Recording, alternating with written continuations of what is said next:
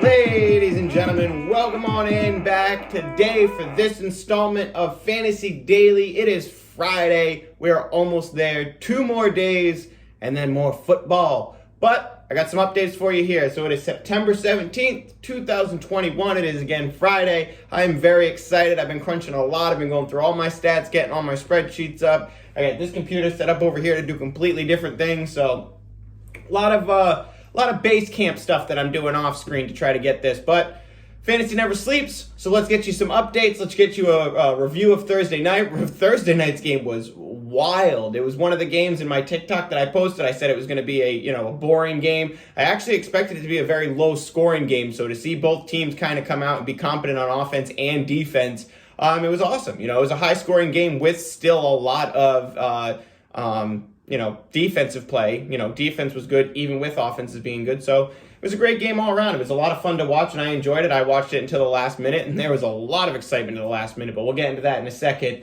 I got quite a bit of news to cover today before we review the game, and I'm going to review the game, do the news today, talk about a couple little things, and then that's going to be our show for today. So a little bit of a shorter one, but still a good one. Always a goodie. A lot of implications off of last night's game. So going right into the news, my biggest topic that I want to talk about right now is that Josh Jacobs did not practice yesterday. We got to look out for today's practice. Now, they are a West Coast team, so we still got about 3 or 4 hours before that practice report comes out. So that'll likely be on tomorrow's show. But let's hope that it's good news for Josh Jacobs. If it's not, then you got to make sure that you're out there grabbing Drake. If you can, try to be proactive and grab Kenyon Drake if you have the bench room or if you need a running back start.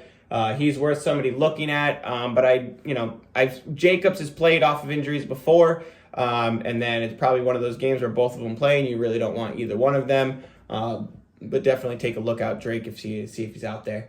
Will Fuller is eligible to return to practice today, but he didn't from an undisclosed issue. Now, Brian Flores chose not to speak on that, which is definitely very concerning for me. Not many people that I know out there have a lot of stock in Will Fuller.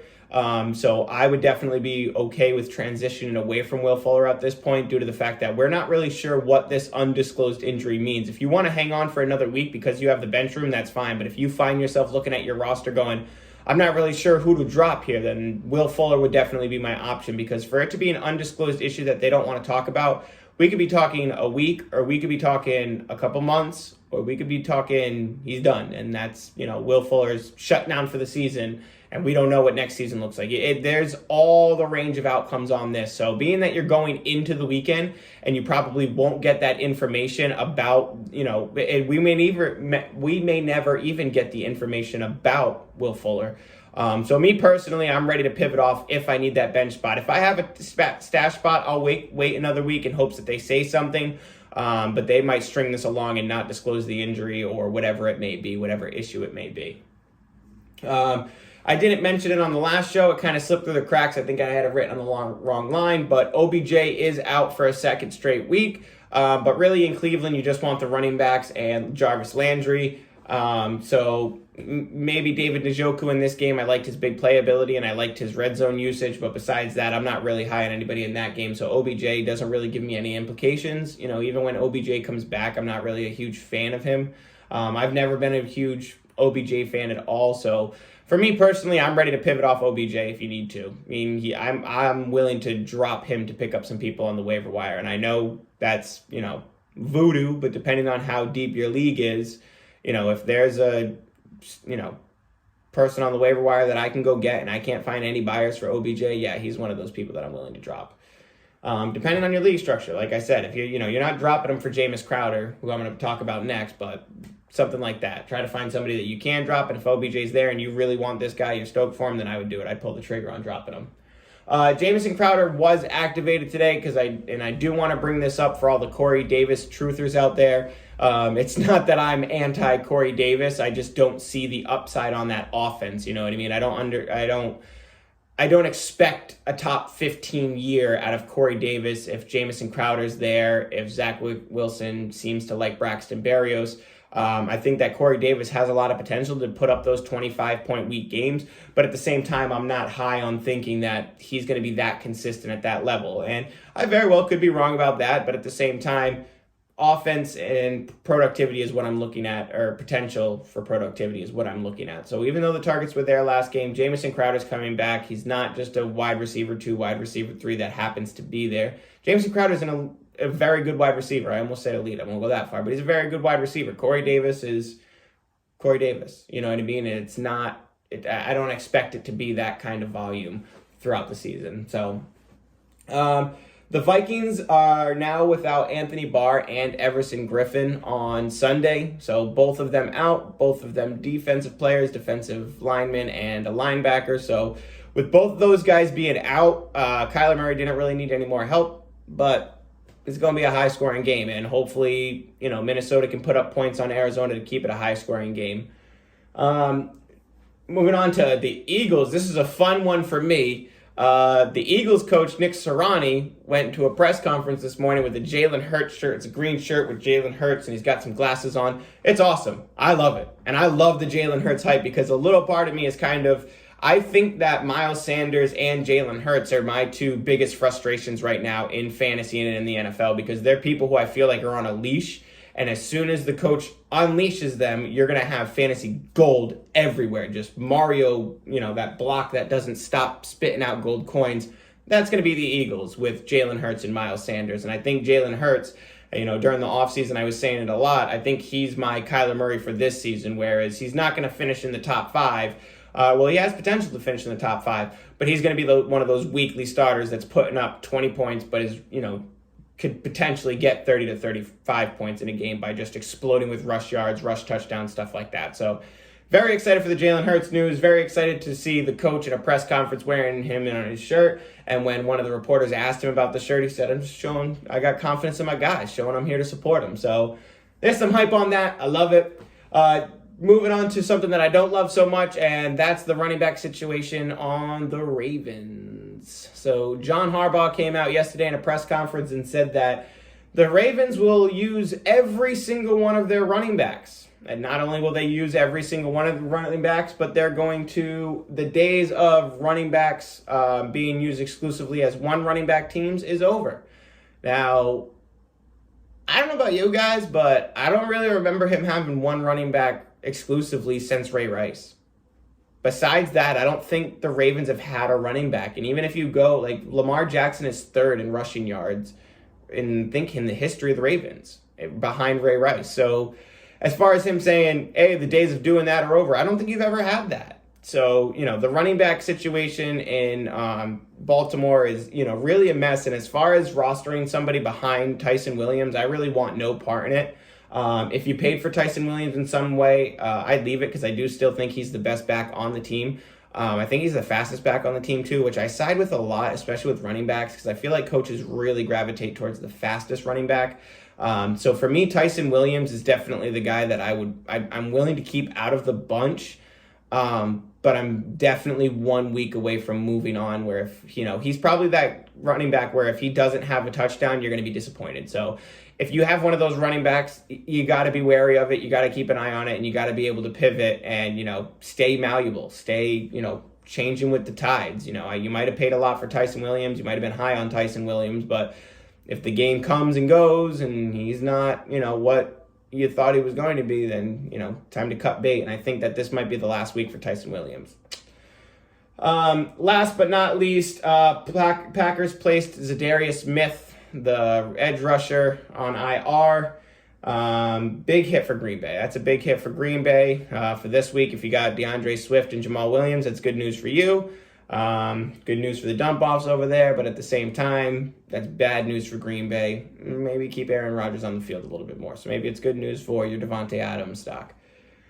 All right, so that's news for today. I got a lot of other things that I'm going to be covering. I'll probably drop another podcast at some point tonight, another show for you guys.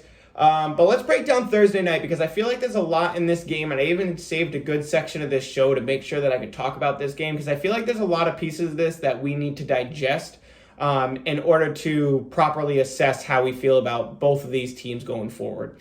And it's fun because that's what I really like about the Thursday game is I get to take two teams and I can watch just them. I can watch every single play. I can kind of analyze everything a little bit more, where Sunday is usually just kind of a hectic mess. You're trying to keep up with everything. I watch Red Zone to keep up with all of my stuff while kind of, streaming a couple other games on my computer, looking at some stuff on my phone, trying to take notes. So Sundays are really, really hectic. And to try to remember everything off that day is really tough. So being able to digest one game at a time is really awesome. It also kind of leads to some biases, and that might be a little bit in here. But at the same time, I think the stats and the analysis that we said before game and that we saw now kind of show us where we are with these teams and how we feel about them going forward. For me, it's good on both ends. I feel really strong about both of these offenses. I said yesterday before the game in my TikTok preview, if you guys want to go watch those two, I said in that TikTok that this is probably going to be a low-scoring game. Not only is it going to be a low-scoring game, but it's going to be one of those games where, the offenses kind of struggle and stuff like that. So seeing that the teams could actually perform on both sides of the ball was very, very promising. Exciting finish to the game. They had a 48-yard miss, Washington, that was. Offside penalties, I believe it was. Yeah, it was an offside penalty because he was over the ball, yep. And then they go to the 43-yard line, 5-yard penalty. They hit the 43-yard. Game's over. Awesome finish. So awesome finish for Washington. Good win for Washington. Looks really promising on that side of the ball. I really, really like what I saw out of the offense on the Giants. I really like what I saw in Washington. It looks like, at the beginning they had a lot of penalties. Later on in the game, they got more settled in to the point where they didn't have so many penalties. They both, were executing where they needed to, and it looked like those teams could have played for 6 to 7 quarters. They could have went all night, which is definitely why I temper my concerns that I had at the beginning of the game about the offenses and their ability to perform. I definitely kind of cooled down on that a little bit. Let's cover the Giants side of the ball first, because I think this one's my most favorite, whereas the Washington side of the ball is kind of like an average. I feel like we got some takeaways that are positive for fantasy on the Giants side of the ball. So let's talk about the disappointing stuff first. Let's do that. So Barkley had a disappointing fantasy day, but we did say before the game, and we did say that if we wanted to, if we had the luxury of having a decent flex option to put Barkley on the bench and put somebody else in, we would, because they said they weren't ready to unleash him yet. Playing against that Washington defense, you knew you weren't really going to have the best game of rushing that you could. So it was kind of an everything align at once, and it's a definitely should bench Barkley. That was kind of obvious. So if you had to start him, that sucks. He didn't really kill your team, but at the same time, you were really hoping for more when you draft somebody that high. So you got to hang on to it for a little while. Barkley did look good on that 40-yard run. He sprinted out of the side, and he was almost gone. So hopefully they're saving him. They're probably saving him for a couple more weeks. You probably have 2 or 3 more weeks of this. But once they really get him going, I think Barkley's going to pop. So keep your head up if you're a Barkley manager. Keep your head up. Leave him on the bench if you need to. Hopefully you got a good flex option, but he's coming. Barkley looks good, and he's coming. Galladay and Shepard, they seem like the only pass catchers you wanted to start. That's what we said before the game. Shepard had a good game. Galladay had the targets, but he did only come down with 3 of them. And you did see Galladay kind of arguing with, Daniel Jones on the sideline during the game, visibly frustrated. But he caught 3 passes. He had 8 targets. So Galladay had his game. He just didn't come down with them. It didn't factor out the outcome that he wanted. He got frustrated, yada, yada, yada. But to me, he got his targets. And if you're a Kenny Galladay manager, I feel like now is the time that we need to start treating this like an offense, like the Pittsburgh Steelers, where Sterling Shepard and Darius Slayton might be the, Deontay Johnson, Chase Claypool, and Kenny Galladay's the Juju, where you don't really want Juju, you don't really want Kenny Galladay, but you happen to have them. So Kenny Galladay goes to the Giants, gets a big payday, and now he's kind of fallen down the depth chart for fantasy purposes. So, you probably spent up a lot more, well, you definitely spent up a lot more on Kenny Galladay than you did for a Sterling Shepard. But, I don't see that rapport with Shepard going away. And seeing Slayton pop up in this game, it makes him an interesting fantasy look for the rest of the season. If he's on your waivers and you're needy at wide receiver, he's definitely a look. But I think this game kind of solidified my opinion with, we need to move Galladay down the ranks a little bit, it's right around the Juju area. So with Slayton having that good game, with Daniel Jones, being able to get the balls over there, he's getting the targets to the guys, I think this is where we start bringing back up what we said during the offseason. Now, if you guys are, season-long viewers of Fantasy Daily, I do a gold team during the offseason, a way too early team where I basically take players who are not huge, like big names, and I put them together on a roster, and I say, these are the guys that you're going to want. So it's not sleepers, but it's more like mid-tier, the number one people that you don't have to pay high price for, but they're going to return number one value for you. Like, I think my number one wide receiver on that team was Justin Jefferson. And even though if you had to pay a second, third round pick for him, he was going to return you, wide receiver 1, top 5 numbers. So I still think he has that potential. But that was Daniel Jones. I had Daniel Jones on my gold team. I liked his rushing ability. I like his rushing touchdown ability. I like his passing options, and the defense looked a lot better. So if they can keep Daniel Jones on the field, that's what we were looking at in the offseason, saying that, hey, this might be a recipe for Daniel Jones to have success. So on paper, all that lines up, and now you have the first 2 weeks where Daniel Jones has played competent defenses, and he's averaging 25 points, fantasy points per game. So he put up 29 last night. He put up 20 against Denver. So that's not streamer, that's starter. So if you're in kind of the Baker Mayfield, Ryan Tannehill area of quarterbacks, definitely go take a look at Daniel Jones, because I do think that there's going to be some consistency with him in this game. Even when Barkley comes back, I think when Barkley comes back, it increases Daniel Jones's value, because Barkley's a very heavy pass catcher, and all those points go to Daniel Jones. So if he's out there, he's definitely out there. He's very far down the rankings. I know, at least on the Sleeper app, I was looking at it, and it looked almost criminally low to me. So definitely keep an eye out. I know there's a lot of stigma around him, and people won't really, you put Daniel Jones on your team and you start him, your opponent looks at him and laughs. So there's an even sweeter victory with those players. I love those players, especially when they're so far down the rankings. You can start them, they get in there, and then they make your friends sad. Because what's fantasy about? Making your friends sad. No, I'm kidding, just your opponents. It's about winning titles. So that's really what I got from the Giants side of the ball. A lot of potential. Got away on Barkley. Daniel Jones looks good. Go take a look at him. If Slayton's out there, take a look at him. Sterling Shepard's obviously very good. And if you have options, keep Barkley down. And maybe it's time to look at Galladay like, you're not that guy, and I got to trade you, or I got to keep you on the bench/flex spot. So that's for the Giants side of the ball. Moving over to the Washington side of the ball, I feel like we kind of broke even here a little bit better than I thought, but at the same time, there is a lot of stipulations here that I saw from that side of the ball where I still have a little bit of anxiety playing some of these guys. So Heineke clearly had some struggles. He managed a good fantasy game against the Giants, which, granted, I get it's the Giants. He played against them, but he still had a competent day, so he does look a little bit promising. The outlook definitely better for Washington than I thought. It was better in the second half and the first half, like we said, when they settled in, both teams. And before the game, we said we really only wanted McLaurin and Gibson on Washington to start. I wasn't really into Logan Thomas anymore. And we saw last night Ricky Seals-Jones gets involved. So now you got the tandem over there with Heineke. Who does he like? Because they both kind of finished even. So, I think Ricky got the touchdown. So if you have Logan Thomas, he's now in that streamer category again. You can let him go if you need to. But McLaurin, he's obviously very good. And then the Gibson angles. Now, I know a lot of people are going to be freaking out about the Gibson angles because I think this is the second week in a row where he was sub 12, sub 13 it might have been. I can't remember off the top of my head. I think there is a lot more hope for Gibson on the horizon. And I say that because a lot of people are looking at McKissick saying, oh, he had a better fantasy game, so now this is going to be a timeshare. And I really from what I saw in the game, that's really not what happened, because a lot of plays later on in the game when McKissic finally got involved, because McKissic was barely involved at the beginning. He was the clear backup option at the beginning of the game.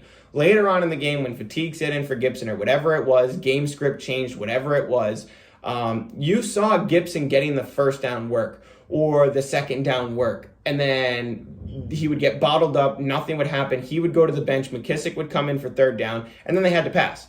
So now it's a passing play. It's 3rd and 7 or whatever it is. You got your wide receivers out wide. Heineke, for some reason, either doesn't make the throw, he doesn't feel comfortable with it. You know, the wide receivers are covered up, and he dumps it off to McKissic 2 or 3 times. So that's really where McKissic's receiving points and, receiving yards came from, was from dump-offs. And then he happened to sneak in 1 touchdown. And now a vulture touchdown is a vulture touchdown. It happens to everybody. It's going to happen to Jacobs with Drake. It's going to happen with Chase Edmonds, with James Conner. You know what I mean? Like, it's going to happen to running back. So that is a clear backup role to me. So as far as Antonio Gibson going forward, I'm not worried at all. He's an absolute, got to be in my roster. I love Gibson. I've loved him in the offseason. I loved him in his rookie year. So I wouldn't be too worried about Gibson going forward, especially. I would keep firing him up.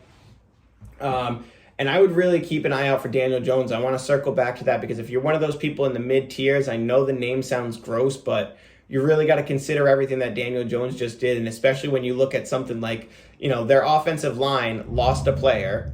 Then they had to move an offensive lineman to center, and then during the game they lost another offensive lineman, and they're playing against the Washington D-line, and then with that Washington D-line, Daniel Jones was still able to do that. So to me, that was an impressive showing from them. A lot of good things coming from this team, a lot of good stuff coming from Fantasy Daily, so you guys stay tuned. Follow me on TikTok, follow me on Twitter. Check me out, guys. I guarantee we got playoffs and trophies for you this year, everybody. Thank you so much. Have a good one.